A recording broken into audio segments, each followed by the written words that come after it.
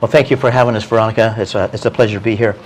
We are members of Parents' Rights in Education, which is a grassroots organization consisting of educators, school board members, parents, and grandparents. And basically, we believe, and this is a fact actually, that parents are the primary educators of and the first authority over their children's education, as enacted and guaranteed in both federal and state law. And we have examples of those here as well. So we wanted to make sure that parents know that they are legally, have the legal right to guide the education of their children, and that leads us to our mission in Parents' Rights. I don't think that this particular show is a good one for children. I think the parents and adults and anybody who can do something about what's going on and be a spokesperson for something like this should watch, but just understand there's objectionable material here. So, yes. So your mission statement.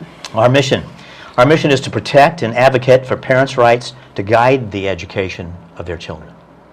Pure and simple. Okay. Well, that sounds just like our normal God-given responsibility that we're now trying to get back. Trying to recover. Yeah. Explain the conference in Seaside. Who wants to talk about the conference in Seaside? Well, it is what we call a No Boundaries Sexuality Education Conference. It's called, they want to tout it as healthy sexuality, and they're allowing children to be empowered and make these sexuality choices on their own without parents' input at all. And I don't think there are virtually any parents who really know the content of that conference when they give their permission slip to the schools to allow the children to go. Their keynote speakers last year's was a porn shop founder from Toronto, Canada, and he taught workshops as well as giving a keynote speech. He taught condomology, teledildonics. He sent children to porn websites. He talked about avatar sex.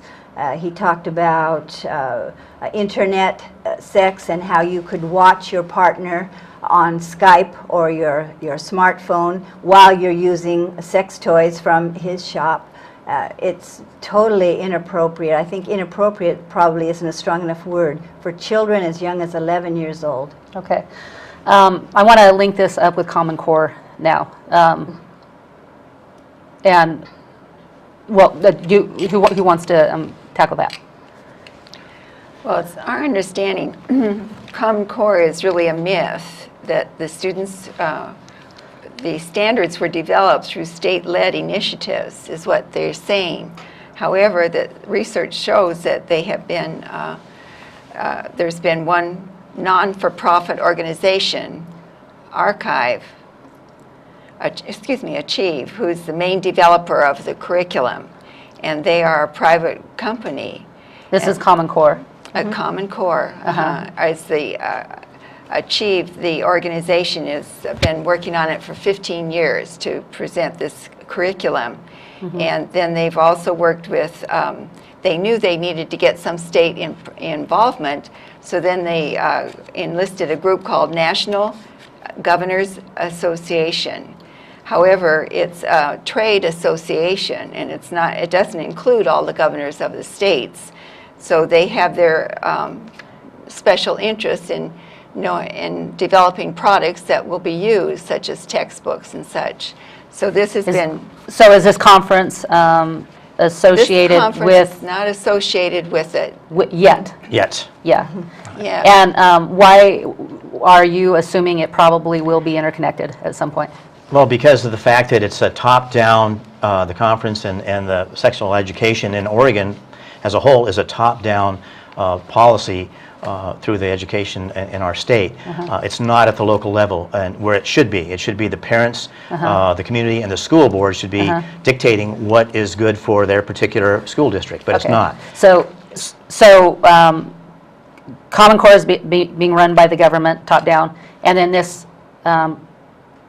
Seaside conference is being run by the top down by the same type of people, the same. Not only that, but the comprehensive sexuality education in the state, they're all basically government top-down policies. And so we need to make sure that they are changed and to the point that the local control is what is where the authority is, with the parents, with the school boards, with the communities, not with the Oregon Department of Education or the state of Oregon or the federal government. So this Seaside Conference is taxpayer funded? And yes, somewhat. It has private funding as well, but we have traced funds to different state entities as well. Who else is funding it? It's the Grow Foundation has money involved in it. I think the WISE Foundation has money involved in it as well. Yeah, so that's what our research has uncovered. And the Oregon Health Authority. And Oregon Health Authority. Yeah. School-based health centers provide scholarships, shall we call them, for students to go. And again, parents do not know the content of this. Often the administration at the school doesn't even know that these students are being sent. We know that from a case in St. Helens. They sent 9 students last year to the conference, and the superintendent did not know that these students were going. They were bused there, and they went through their school-based health center, which is housed at the school district in St. Helens. They recruit the patients that go into the school-based health center, and then they recruit friends, and they're operating as a business in the school with no accountability to the community, to parents, or even to the school administration. Then they send these students, they pay their way, and send them to the conference. Also, I think the Kaiser Foundation has given scholarships through the school-based health centers. And they have a... So this is all going through the health centers? Not all of it. No, not all of it. I don't know. That's just one way we know that they are sponsored to go to the... Is this, I know you have something to say, but just to kind of link that, does this have anything to do with Obamacare and the Obama administration, or was this going on before? There are links to money comes from Obamacare from the federal government for school-based health centers, and to the Oregon Health Authority as well, who is on the steering committee of the conference. I would like to say that as far as the conference itself, the school districts are asked to join the WISE organization, which is working to institutionalize sexual education. And they actually dangle some money out in front of the school districts and say, if you become a WISE school district, you know, we've got all these great sexual education programs going, and you know, we also have the Adolescent Sexuality Conference in Seaside that you can attend. And as a matter of fact, if you become a WISE district, apparently through their contract, it's mandatory for that school district to send both teachers and students to the conference. So that's one of the stipulations to become a WISE district. Not all districts in Oregon are WISE districts, but a good many of them are, and that's where they actually have the attendees from the conference through the WISE program. What's the reaction of most of the attendees? Do you know, any idea? Well, we've had some testimony from some of the younger kids that have gone in there, and they're appalled, simply appalled by what they're presenting. It takes away their innocence that they can never get back. It certainly does. It certainly does. And as Chris said, it's a no holds barred type of a conference. Basically, it's to promote sexuality and promote sexual activity. Very little about abstinence. And who wants to do that? I mean, is it just these pornographic places that they make money off of it, so they're just trying to get more, or? Well, that's part of it. I mean, there's the pornography is a big part of this. The Cascade AIDS Project is a big part of it. They've got some designs here with all sorts of things in there that were about using methamphetamine to enhance your sexual prowess. That's what actually so they go to this, school conference. If I can say that, it's a school conference because the health authorities. Oregon Department of Education and Oregon Health Authority are on the steering committee. Okay. Yes. And then they learn about taking meth. Taking meth. To enhance their sexual. Right here in this booklet that was available to anybody that wanted to pick one of these up.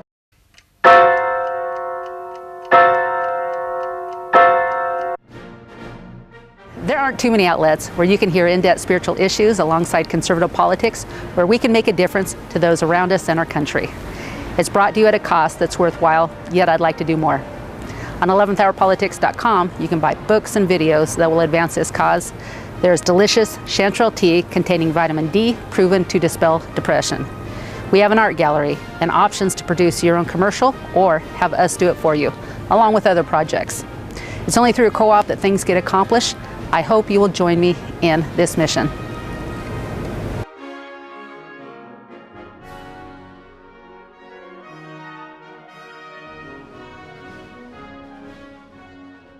If you want your child to get excellent education that will reinforce conservative values, go to my website and link to the store and check out 1st through 12th grade workbooklets. Easy curriculum for parents to use, and the cost is approximately $200 a year.